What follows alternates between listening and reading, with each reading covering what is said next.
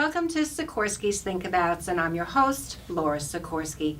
My goal is for guests and I to share our expertise and think abouts that will help provide outstanding services and experiences to your customers.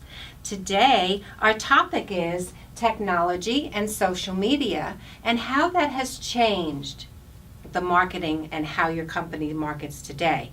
Our guest, and we're very excited, first is Tim Stead. Tim is Vice President of Star Communications. He has been in the print and mail media business for 30 some odd years. And I liked our interview prior to the show because he said, what we do is we talk to our customers and potential customers what they think they need, not what they really need. And I thought that was, very telling. And I also understand, and having worked in the print industry for a little bit myself, that the industry has changed dramatically. And Tim is going to give us some really great insight on that. Also joining us, and you of course all know Karin, this is probably her 4th or 5th time on the show, and Karin is founder and president of Blue Chip Marketing and the Daily Blu, and she has done something very interesting as far as marketing and how to use social media to get your point across. To both of you, thank you so much for joining us this morning. Thanks for having me. So Tim, we're going to talk a little bit about right message delivered to the right person at the right time in the right channel. What does all that mean? Well, it's about delivering your message, and it's always been the same thing. Trying to get that message to that right contact at the right time, so you can market your product and get it delivered. And it's all coordinating with new technologies today that we can able to really make that happen a little easier than we could years ago, where it was a little more of a guesswork. Now we can kind of hone in on certain things and really coordinate or strategically go after that point that we're trying to hit. Mm-hmm. And I put in here, there's a little marketing multimedia channel, and this really ties in, folks, to how the call center works and customer care, and you're probably sitting out there wondering, what does all this have to do with customer service? And it has a lot to do with it, because how a company markets is how you are perceived in the industry and how you're going to be received. So if your marketing piece is very wordy and too boring, people are going to just kind of chuck it, But I think what's happening today, folks, is that direct mail is back. But it's direct mail very differently. So again, let's kind of talk about, and I also found this very interesting in the literature, about how we have to treat marketing as a sales call, but it's the print marketing aspect of it. So kind of step us through how you see that, or why you guys determined that was the way to go. Well, in the past, print was just, here's the brochure, let's see if we can target certain groups of people through the data side and send out that same message. And since the augmentation of, or since the invention of the digital printing presses, we're able to really hone down to that specific person, that group, the message, not only with a variable message, but also with the graphics that coincide to that person's liking or that group's liking. So really to enhance that mm-hmm. receipt of that piece that you get. So we found that using the technology we have today, we're able to kind of really refine that feel. And being a technologist, we all know, and that's my first love is technology. So seeing it not only be from the voice side and the data side on how it has influenced the marketing aspect, it to me is just fabulous. So let's talk a little bit about, you guys use in your marketing literature cross-media services. And we have a lot of details here, but let's talk about probably 2 or 3 of these. One is the variable data marketing and the printing and personalization, the pearls and the girls, which we're going to show you some fun stuff on that, and how QR codes are impacting the printing industry. Yeah, well, as you see with this list of a variety of tools that we have to work with, we can really use a lot of these different things to enhance the recipient's piece. So, for instance, with the personalization, it used to be the variable was Mr. John Doe. Now we can take things like with our fonts.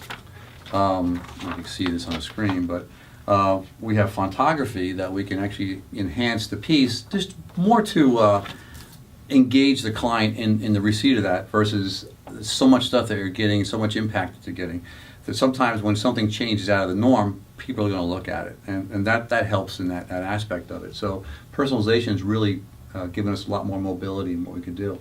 And also on the digital side, this we couldn't do in a traditional printing because you have to make plates and it's very static. Where this, where we can actually change the look of the piece in the image, we can change the image based on who it's going to. And we have a lot of variety there. Mm-hmm. Some of the other things where we're talking about pearls and girls, personalized URLs. So what we can do, and I'm sure you might have seen this in the mail stream or even on the internet, when something has your name on it and it's your name's in the piece, that's a URL that's been personalized to you. When it comes in the mail, it might have an invite and says, dear John, dear whoever you are, come to the site, and it'll have a www with your name built into it, and where it's going to. And what that does, it enhances, the experience. So now you can go to that site, and all of a sudden you open up a microsite or a micro web page with your name in it, and as much information that we have on that outbound piece, it'll be filled in that information. And I think it's really fantastic, because I often wonder, again, having been in that industry, how the heck are they doing that? Because I'm used to mass mailings, and you hope you get a 1% return on your direct mail piece, whereas I think this is probably going to give customers, a marketing campaign is going to give a lot better results. Yeah, the more personalized you have the piece, the more information you have on that client, and the more targeted you are on who that is with what you're trying to sell them, right, the more they're going to respond to it. I mean, even in the design of the piece, if you can, really position that piece into what their likes and needs are based on the message, it's something that's going to be more inviting for them to look at, right, and no matter what media it is. Totally understand that, and plus you get analytics because of the way you're doing the URL and getting the statistics on how many people are clicking in and submitting. So now you have a quicker response, I would think. Yeah, the back end analytics is beautiful, because you're starting to get real time information. You start to see what's happening right away. I mean, even when you're coordinating the mail going out. You're seeing scans at the post offices, so you're able to coordinate call centers to knowing when that piece is going to be received by the person, and have them ready and prepared for the piece, as well as coordinating an e-blast going out when that's going to be delivered. So they're getting the thing in the mail, and that afternoon they're getting an email based on the same message, and then call center might get involved and really Right. kind of get a three-way impact. And then when Karin gets her chance, she's probably sitting here going, I want to say something, but it's okay. We'll get there. We'll get there. But Karin's, whole concept of her company is that social media marketing. So again, that tie-in is going to be, really quite exciting. So folks, just to recap, we have a mail piece going out. It has that personal or general URL. There could be a text going out to your customer, and this all is happening within your printing company. So you need to search out and find a company that is going to market that way for you. And this is a sample of the piece that it is specific, so that when you go to the URL, this is what you're seeing. You're seeing I can type in exactly all my information, or it is already populated and you can go in and correct it. So I think this, by planning and suggesting and looking, so that you can target your companies and know when to follow up. And it's all statistically based, so I think that is a really cool thing. So that's just a larger, view of what that URL looks like. So with that, we are going to be right back, and we will talk with Karin and talk a little bit about social media influence. See you in a few seconds.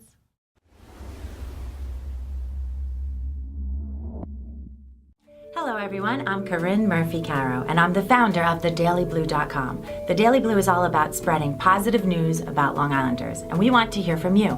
Tell us your stories. Our show hosts are waiting to hear from you. Sponsor an ad or advertise with us. Call us now, 631-761-9223.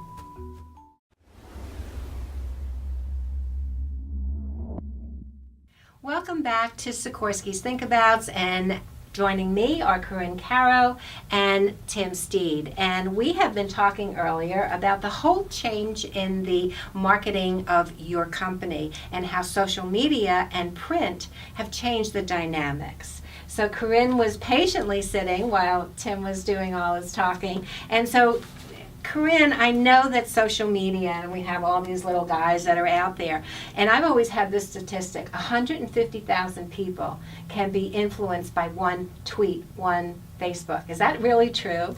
Yeah, and obviously it depends on how many followers you have and how many are connected to their followers and how many people retweet your tweet. I mean, it really can be impactful.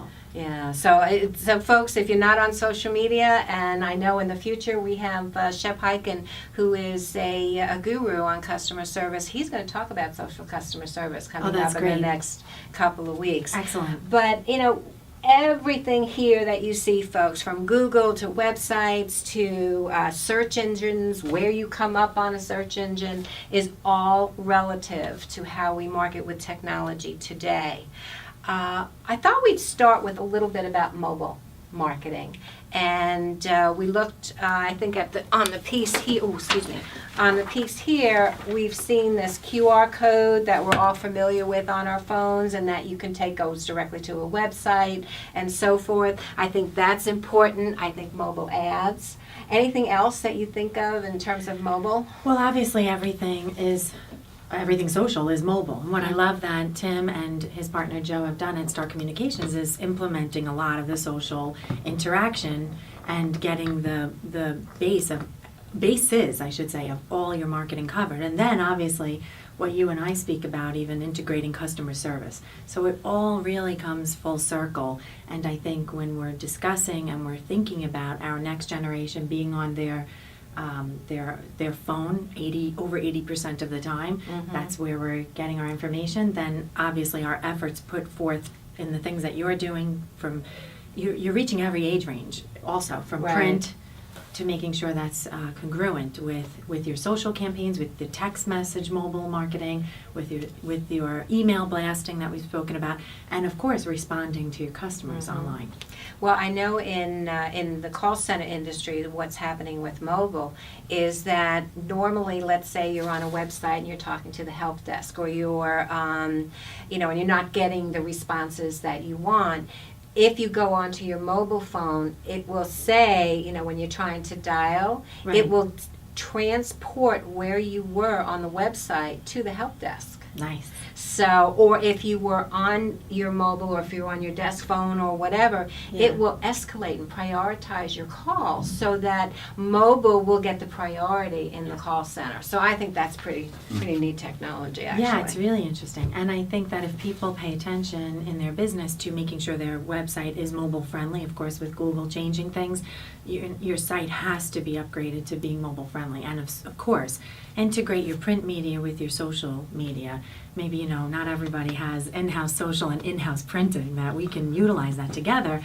So we're really lucky to have this with Tim and Joe at Star Communications. But if you can look for outside sources to bring your marketing, optimize your own marketing, then you've got all bases covered. And this is really good. I'm just going to segue right back to web TV and broadcasting. I mean, this is, we are coming to you from the Daily Blu and Blue Chip Marketing.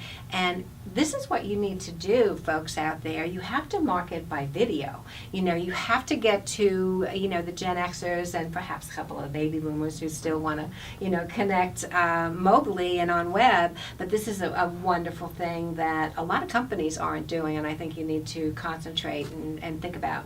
Well, we saw that with Tim's The Pearls and Girls, how that print piece went directly to a website which advertised a video right on that site. I mean, Four Seasons did a great job with that, and integrating all of the elements of marketing into capturing really different audiences. And it wasn't So you boring. guys did a great job. And it wasn't boring. It was good. It was Yeah. quick. It was easy, and it wasn't stressful. A lot of Right. times, marketing campaigns can be extremely stressful. We talked about mobile search engine optimization. That's really important as well. Is where is your company going in the Google searches, in the Yahoo searches, and so forth. And I think that's also important when you're doing any kind of social marketing.